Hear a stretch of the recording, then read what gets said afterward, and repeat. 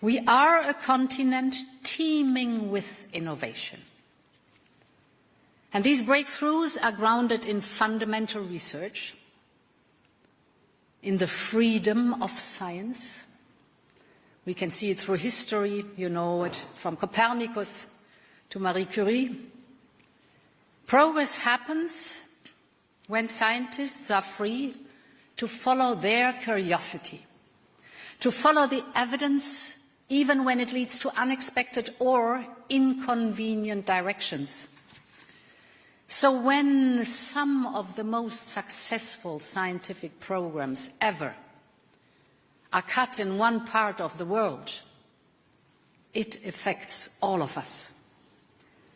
From vital vaccination research to projects looking at how to develop cleaner fuels, we see these days that science is under threat. And often for reasons that have nothing to do with research. And yet we all know that the freedom of science is essential. I don't need to tell you that science needs the freedom of doubt, like air for breathing. I don't have to tell you that only those who allow doubts discover new things. Those who are certain they know everything rob the flame of knowledge of its oxygen. Without scientific freedom, humanity stands still. Without scientific freedom, we would still believe that the Earth is the center of the universe. Without scientific freedom, Neil Armstrong would have never set his boots on the moon dust. Freedom of science is more important than ever to address the challenges we face, from climate change to the prevention of the next pandemic, from risks and opportunities of genetic engineering to risks and opportunities of artificial intelligence. And I want to be very clear. Europe will always remain the home of scientific freedom. Europe will always choose science. You can rely on that.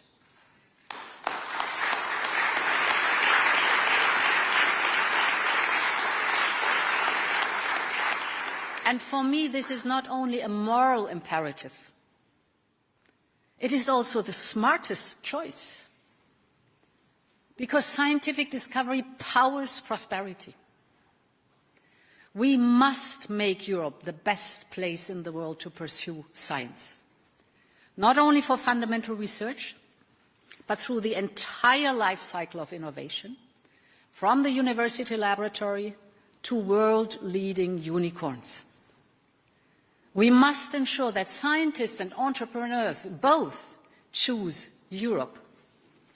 So, let me focus on 3 areas where we are making that happen. First is funding, second is talent, and the third point is bridging the gap from research to commercial success. On funding, groundbreaking science requires stable and sustained investment, without any question. And as you said already before, here in Europe, we are already a global leader. Horizon Europe is the world's largest international research program with a budget of 93 billion euros. Over the past 40 years, our support has helped fund 33 Nobel Prize winners, and it continues today. So take, for example, the innovative ways to target cancer cells, or to understand how marine organisms impact climate change, or to build the next generation of quantum computers. These are not just scientific endeavors. They are proof of the unparalleled return on investment that science offers. And indeed, this is why Horizon Europe will stay a self-standing program in our next 7-year budget.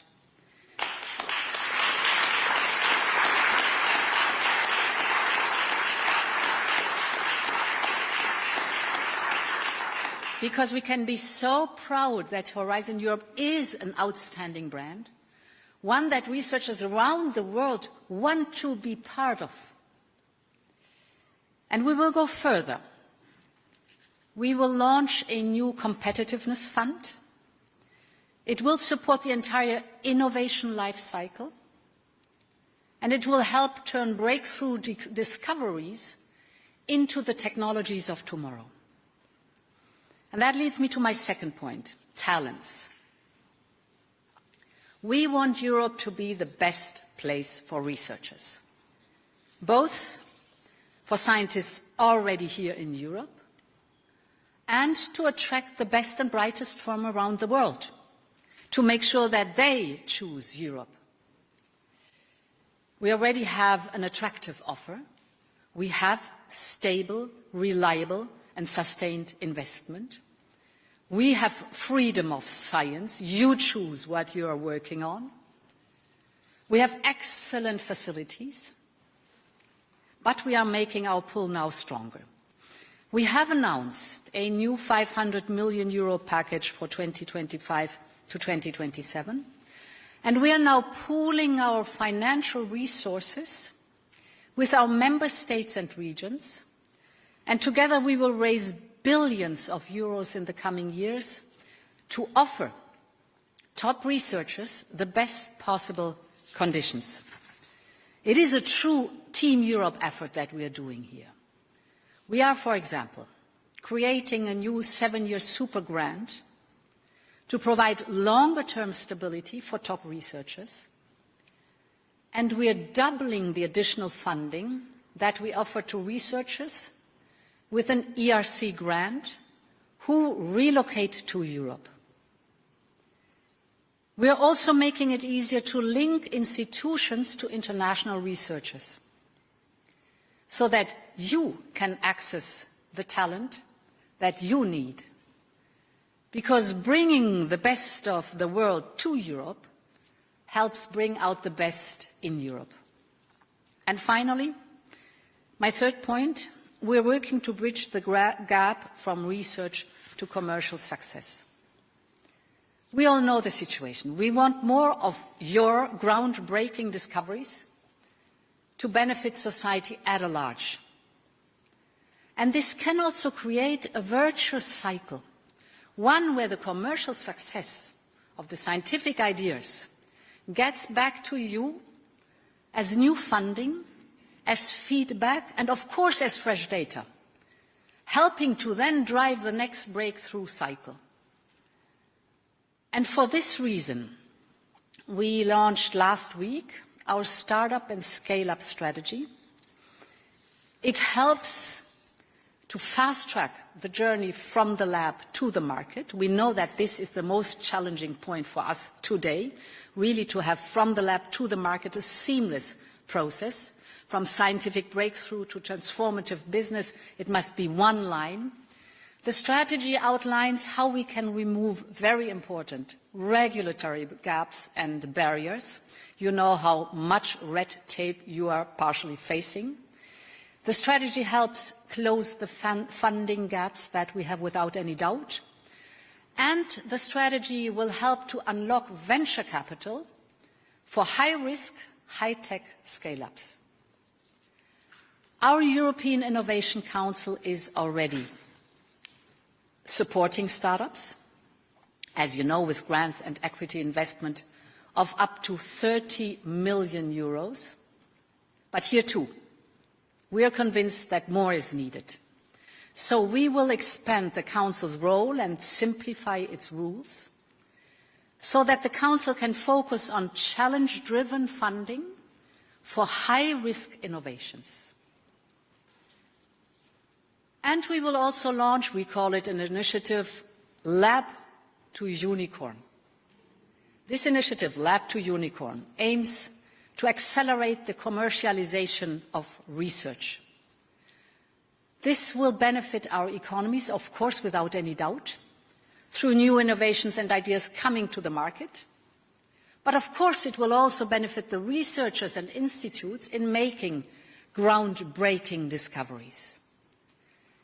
The initiative will help to close licensing and equity agreements, because we know that if we want Europe to be the best place in the world for science, we need a seamless innovation flow, from research to innovation to successful startups and global scale-ups. So, ladies and gentlemen, my message is, all of us here today have a role to play.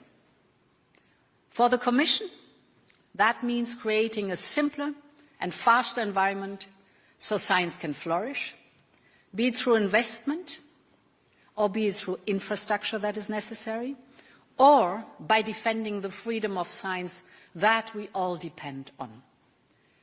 This will help scientists and innovators to do what they do best, to continue delivering cutting-edge research and innovation, and to work together so that these breakthroughs grow into globally successful products and companies. For STOA and the Parliament, it is to continue to make the case for European science and innovation. You're good at that, I know that. Both this House and, of course, you have to make this case across your constituencies. I know by experience, you're pressing the Commission, that is good. So continue to do so. We want to make sure that we have the world's most welcoming environment for science and innovation. It has to be a conducive environment. We want to ensure that the brightest minds and the boldest entrepreneurs choose Europe. This is our mission. Thank you very much for the attention, and long live Europe. Thank you.